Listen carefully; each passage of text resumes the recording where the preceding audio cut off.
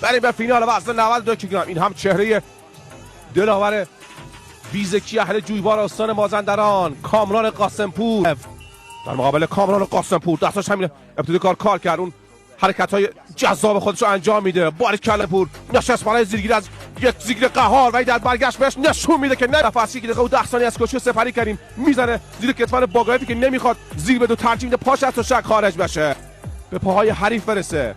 ثانیه خیلی دیگه ما رو معطل گذاشت، نشست برای زیرگیری، این بار به یه سبک دیگه پارتو پور 3-0 26 ثانیه رفت برای زیرگیری. وای چقدر خوبه در برگشت ها این کامران قاسمپور، همه جای کشی پیشرفت کرده. جانم پسر کار میکنه روی سر گردن آلم باگایف، باز هم نشست برای زیرگیری. این بار هم نگاه کنید چقدر خوب در میاد در برگشت، چقدر خوبه این کامران قاسمپور. شاهد زیرگیری کامران خواهیم بود. باز هم نشست برای زیرگیری برای بار چندم و باز هم خیمه جانانه دلاور بیزکی کشورمون تکمیل کنه این نمایش زیبا رو. رفت برای دوخم جانم کامران قاسمپور و این هم حسن ختام برای کامران قاسمپور با دستان پرتوان خودش. جنگی برار مازرون تیزر به دست قربون. وحید مرادی بیا بخون حالا برای کامران قاسمپور.